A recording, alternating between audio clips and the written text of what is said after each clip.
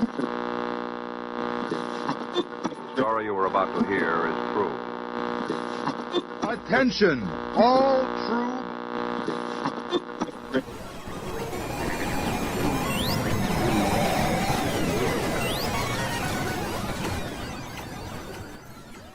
He's alive! Alive!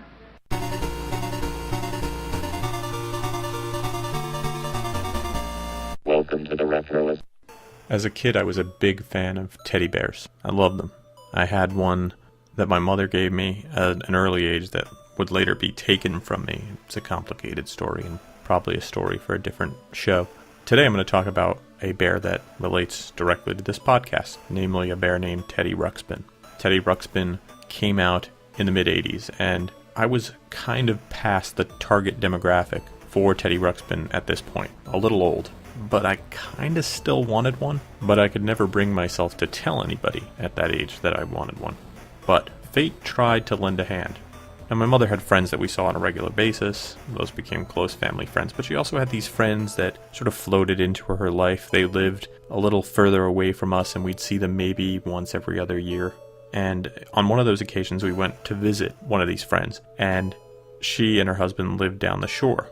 That's what we call the beach area in New Jersey. So we went down there to visit, and they were having some sort of family event that we were invited to. It was very nice. Barbecue, good food. There were other kids my age and younger. We all played around. When I went down, I brought a couple of electronic games, electronic football, electronic baseball, the handheld ones. Well, there was a kid a couple of years younger than me who was quite enamored of these games and loved playing them. He had brought something, though, that I was very interested in. He had brought Teddy-Ruxpin. He had just gotten Teddy-Ruxpin as a gift and could not be more bored with it. Me, on the other hand, I was fascinated. Here was a bear, and I was a big fan of teddy bears, who could talk, which was also a dream of mine. I've always wanted toys that could talk to me. I sat there staring at this bear, and as I look back on it, it's silly. It was completely not age appropriate that I should be enjoying this Teddy-Ruxpin as much as I was, but I really liked it.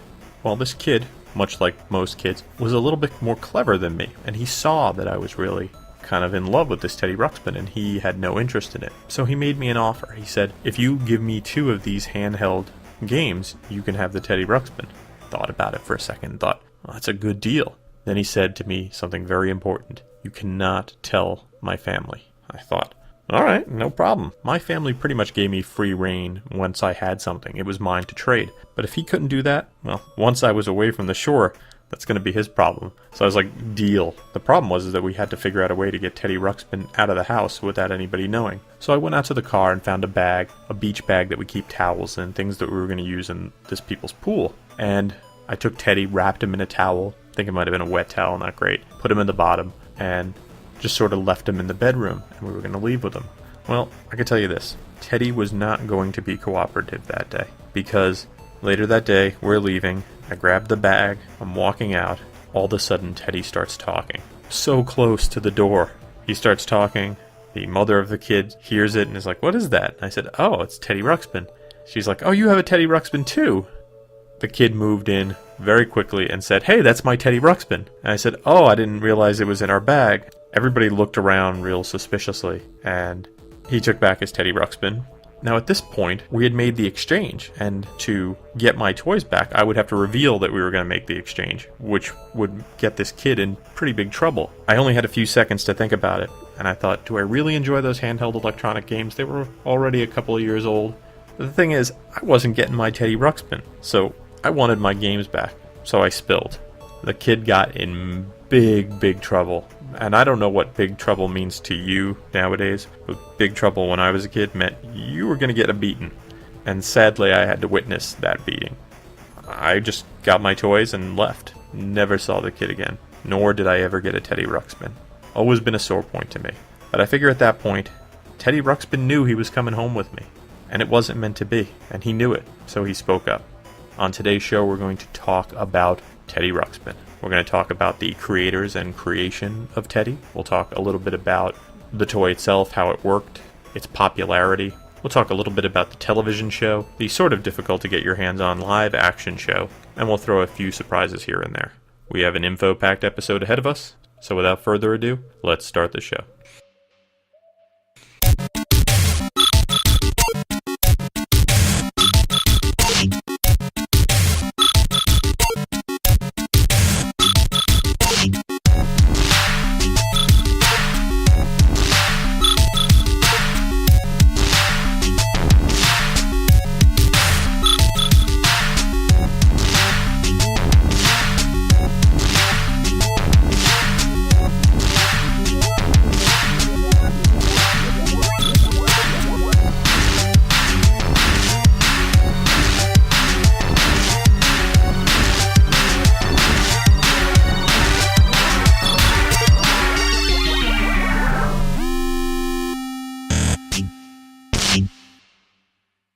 If you're not in the know about Teddy Ruxpin and didn't pick up on what I was saying in the intro, he is an animatronic talking bear that was distributed by a company called Worlds of Wonder. Teddy is pretty basic, I guess, by today's standards, but he almost seemed magical back then. His mouth and eyes moved and he talked by the use of a cassette tape that was placed into his back, and you would hit play and he would respond. Amazing. It was invented by a guy named Ken Forsay. Ken Forsay was born in 1936 as an inventor, author, and producer. He had worked at the Walt Disney Company and Sid and Marty Krofft, not to mention other companies, and then founded a company called Alchemy 2. And one of their first projects was working on a show called Welcome to Pooh Corner and another show called Dumbo Circus, which were shows that I watched on the early Disney Channel. So that while they were working on that, they picked up some expertise and got into toy inventing. The first Teddy Ruxpin prototype came out in 1983, and Alchemy 2 tried to get the toy industry to buy it, but it was missing something. You see, at that point, it was very complicated and very cumbersome. Alchemy 2 was having a really hard time getting this thing marketed. They took the concept of Teddy Ruxpin to Asia and met with some seemingly disreputable people. In fact, one of those companies that they met with would later come out with a Teddy Ruxpin ripoff called Gabby Bear. In no way is Gabby Bear as handsome as Teddy Ruxpin if you ever see pictures of him. Later, Gabby Bear would be removed from shelves due to a lawsuit. So Alchemy 2 finally hooked up with a guy named Neil Simmons. Neil Simmons started talking to a guy named Don Kingsborough. Don had been president of a company called Atari. You might have heard of them. And had been looking for something that he could start a company around. After Don got a look at Teddy Ruxpin, it became clear that this was the thing that he would start his company around. That company would be Worlds of Wonder. To get everything started, they had 60 prototypes of Teddy Ruxpin made, but they needed someone to invest in the company. Now, the first company that wanted to invest in Teddy Ruxpin was a company called Nintendo, so a lot of big players involved in this. However, Nintendo made demands that Worlds of Wonder didn't find palatable at that point. They wanted Worlds of Wonder to also sell their product, the NES. Don, who had been at Atari, didn't want to get involved in the video game industry anymore, and Nintendo withdrew. But they continued on, and eventually found money, and were able to really get Worlds of Wonder going in 1985. We'll return after these messages.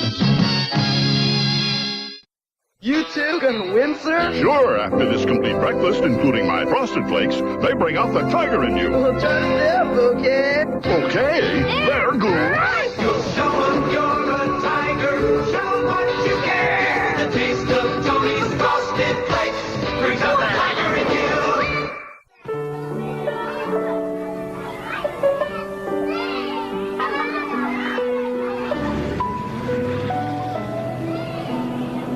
Batteries not included. Hi, my name is Teddy Ruxpin. Can you and I be friends? I really... Everybody out! Then, one day, we found an old treasure map. Let's try. Teddy Ruxpin comes with illustrated book and cassette from Worlds of Wonder. Worlds of Wonder is a storied company from the 80s, created some great stuff. Two very memorable things, Teddy Ruxpin and laser tag. They also did some other talking dolls, but those are the two things that most people remember them for. Worlds of Wonder didn't last very long. It was doing so well that when company officers started selling stock, everybody took notice and it got people really spooked. So to attempt to stop this sort of flood away, they needed capital, and they issued non-investment grade bonds, which became known as junk bonds. And in the 80s, if you know anything about junk bonds, they're very controversial, and it didn't work. In the 1987 stock market crash, Worlds of Wonder did very poorly and was forced to file for bankruptcy protection and was liquidated in 1988. The company would operate until 1990, but mostly just to liquidate what they had. That being said about Worlds of Wonder, they had a great product and a great staff. One of my favorite stories about Teddy Ruxpin is how they sold it. They had those 60 Teddy Ruxpins that I mentioned earlier manufactured, and they were all done by hand. And then they would make up pre-recorded tapes for the buyers of toy companies. Then they would take the toy into the buyer's office, set it on the table, and then Teddy Ruxpin would basically sell himself. So Teddy Ruxpin would yawn, his eyes would open, and he would introduce himself and say, "Oh, you're the guy from Toys R Us. I'm Teddy Ruxpin. Can we be friends?" Brilliant technique. And by doing this, Don Kingsborough was able to get an order for 600,000 units before June of 1985. Wonderful idea. Today's episode is brought to you by phonograph records. They might not work in the Teddy Ruxpin, but there's nothing like a phonograph record. If you want the latest record, here is your best bet. If we don't have it, chances are it ain't been recorded yet.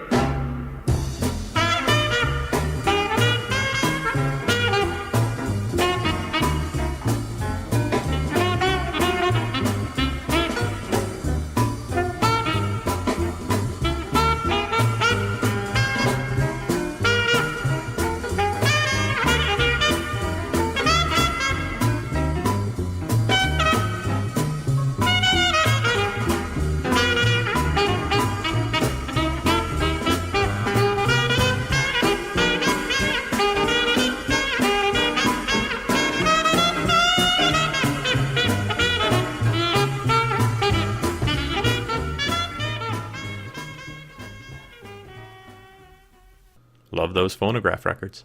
So Teddy comes out in 1985, hugely popular, but he wasn't alone.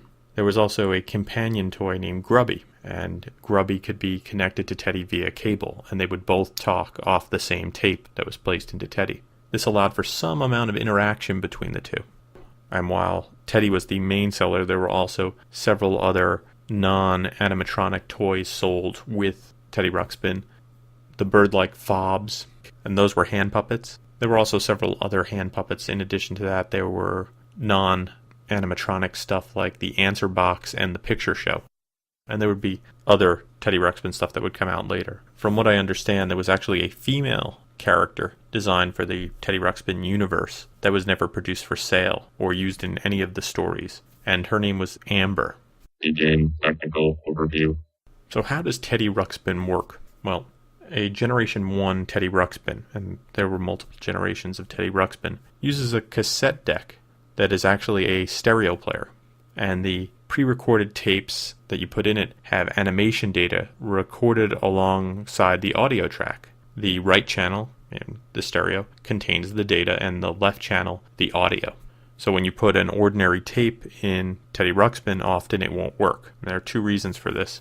An ordinary cassette that wasn't specifically made for Teddy doesn't contain anything that his electronics can decipher as animation data, or at least it's not enough to be coordinated. Additionally, the spine of the cassette housing has some additional tabs knocked out that corresponds to micro switch triggers in Teddy. And if those switches aren't activated, Teddy doesn't do anything. Just a little bit more information on the audio channels. The animation data used for Teddy and Grubby is in 8 channels. Channel 1 is not used. Channel 2, 3, and 4 control Teddy's eyes and mouth. Channel 5 controls if the audio is supposed to go from Grubby, Teddy, or both. And Channel 6, 7, and 8 controls Grubby's eyes and mouth. End technical overview. And now, this message. If you want to win the game, you gotta take a good aim and get the most marbles with your hippo. Playing Hungry, Hungry Hippos. Hungry, Hungry Hippos. Hungry, Hungry Hippos is the name of the game, and whoever hippo gets the most marbles wins. Playing Hungry, Hungry Hippos. Hungry, Hungry Hippos. I win! Hungry, Hungry Hippos from Hasbro.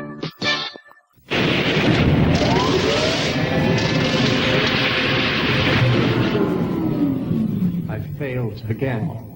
How about these, Master? Hi there. My name is Teddy Ruxpin. How are you today? Fine. Well then, I would like to tell Teddy you Ruxpin, a story. the world's first animated storytelling bear. Now available at stores everywhere. So in those commercials, we heard the voice of Phil Barron, who became the actor, did the voice of Teddy Ruxpin in all tapes and TV shows associated with Teddy Ruxpin. Barron is the only voice actor officially associated with Teddy Ruxpin. In the 1980s and 1990s, Grubby was voiced by Will Ryan. Ryan and Barron were friends who had collaborated as a comedy act in the 70s. When the characters premiered on TV, other voice actors would come in, and we'll talk a little bit about the animated shows later.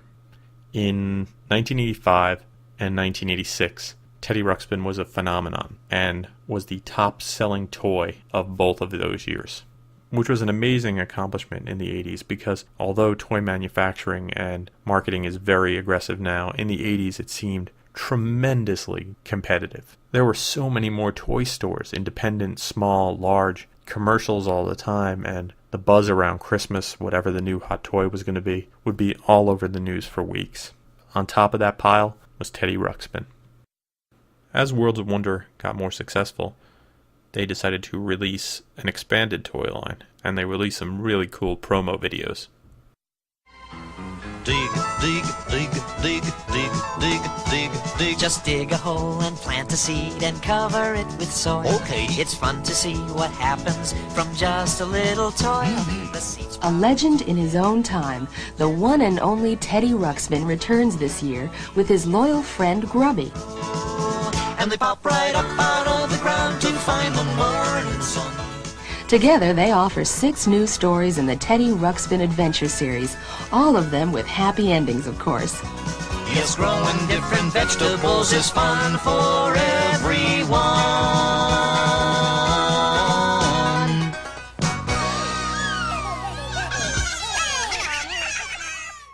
As I mentioned, there were some other characters that came out with Teddy, some puppets, things like that. There were also some outfits for Teddy. So if you wanted to, you could dress Teddy up in a flying outfit, in a raincoat, in a Santa outfit, in an adorable sleeping outfit, and my favorite, workout Teddy Ruxpin. In addition to buying outfits, the main reason that you bought Teddy Ruxpin was for the stories, and there were 41 stories recorded for the original Teddy Ruxpin. Some of my favorite that I've listened to are All About Bears, Uncle Grubby, The Story of the Faded Fobs, and of course, the classic Teddy Ruxpin lullabies. And now, these messages.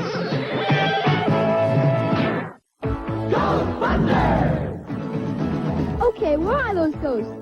Yow! They're everywhere. I'll reel this one into Ecto 1. Bankman, over here, it's Bug-Eye. I think he's got his eye on you, Winston. Uh-oh, somebody needs a dentist. Watch it, that's Squisher. I've been gooped. Gross. Let's turn these ghosts loose. Neutralize them. Ghostbusters, each sold separately. From Kenner. We ain't afraid of no ghosts. Yuck. Hello, I'm Teddy Ruxpin. It all started when I found this map.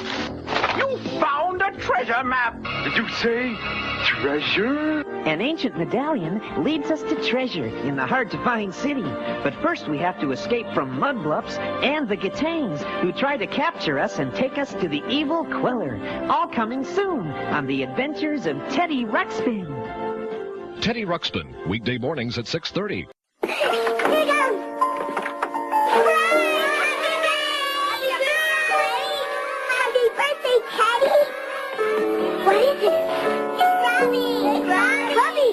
There's nothing in the world like a good friend. You can say that again. Oh, Teddy Ruxpin is my friend. And Grubby's my friend too. That's me. Teddy Ruxpin's pal Grubby, the best friend for your best friend. With their experience working on Welcome to Pooh Corner and Dumbo Circus, it seemed natural that Alchemy 2 and Worlds of Wonder would collaborate and make a Teddy Ruxpin TV show, which they did. First, they made a live-action special, which was in the same spirit of Welcome to Pooh Corner. People in outfits, lots of puppets. You could find it on YouTube now. It is pretty wonderful, and the intro went a little something like this.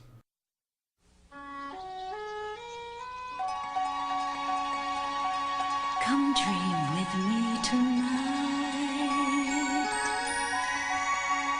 Let's go to far-off places and search for treasures bright.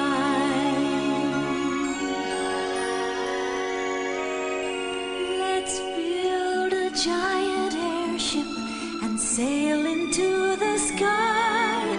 Let's watch the ground so far below.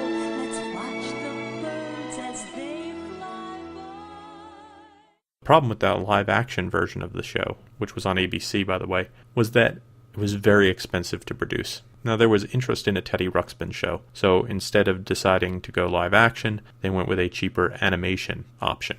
In 1986, Atkinson Film Arts of Ontario, Canada, was brought aboard to co-produce, with Worlds of Wonder, Deke, and Alchemy 2, a 65-episode animation series based on the world of Teddy Ruxpin characters. Atkinson would be in charge of the principal animation and casting. They would use voice acting from Phil Barron and Will Ryan as Teddy and Grubby, and bring in a whole new cast of characters to round out the world. 65 episodes were produced, and it follows the adventures of Teddy as he leaves his home on the island of Rilonia with his best friend Grubby, to follow an ancient map which will lead him to a collection of crystals on the mainland of Grundo. Teddy makes new friends, discovers magic, and fights evil. It was a pretty decent show and quite well received. In fact, The Adventures of Teddy Ruxpin held 6 top 10 positions in Billboard's home video charts and won a Video Software Dealers Association Award for Best Non-Movie Children's Program in 1987. If you like animation, you should really check them out.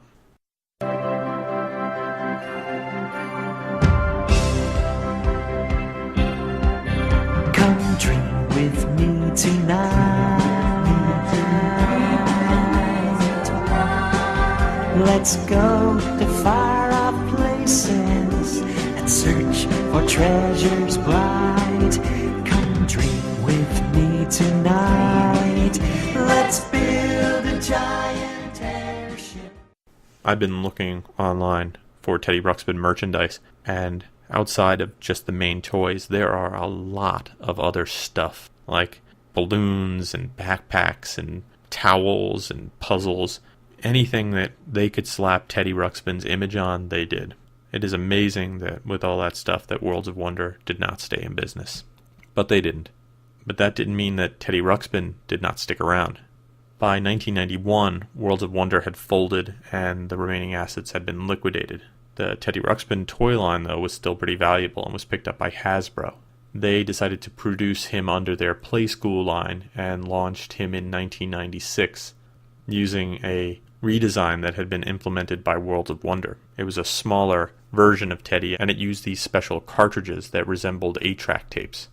Problem with those 8-track tapes is they were pretty easily damaged. That version of Teddy did not last very long. 2 years later, in 1998, Yes Entertainment brought Teddy back to the stores for a third time. This version of Teddy was pretty similar to the one that Play School had put out, but they returned to the standard cassette tape. Unfortunately, Yes Entertainment had some problems with their management and financial troubles, and the license for Teddy Ruxpin was withdrawn. A cool thing that came out of this was they also created a method for interacting with VHS tapes.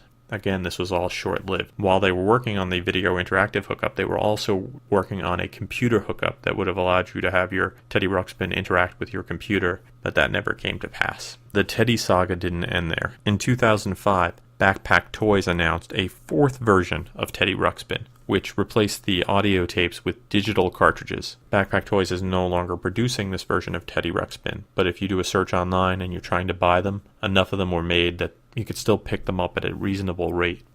So that means in total, 4 versions of Teddy Ruxpin were created. Not one of them is compatible with the other. So if you have a tape from one, it probably won't work in the other. So you have to be very specific with your Teddy Ruxpin collecting needs. Plus, if you want to have a Grubby, pretty much should stick to the first generation Teddy Ruxpin. Now you'll see online that people do all sorts of fun hacks. They mess around with Teddy Ruxpin, and that has made for some very fun YouTube videos. It also helps to keep the memory of Teddy Ruxpin alive. What I don't understand is, with technology as it has grown, and with the amount of interactive toys that we see in stores nowadays, especially ones that can talk, that we haven't seen another revival of Teddy Ruxpin. It's been 5 years, 6 years, that seems about right for the Teddy Ruxpin train to pull back into the station. So if you work at a toy company and you're listening to this, maybe reconsider it. Think of all the great things you can do with computers. Everything can be remote. Perhaps you could even program in what you want Teddy to say and you'll have him say it. This is me dreaming. I'm a fan of Teddy Ruxpin, who never owned a Teddy Ruxpin. And maybe I'm a little older, but maybe I'm also not ready to let the dream die. So hopefully, Teddy, someday, you will be mine.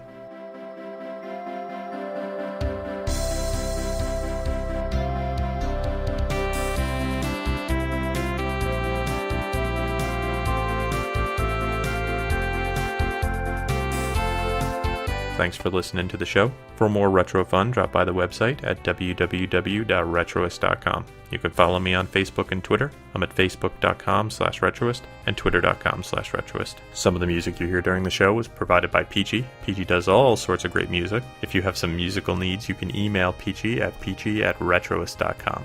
Thank you for listening to the show, and I hope you have a great weekend.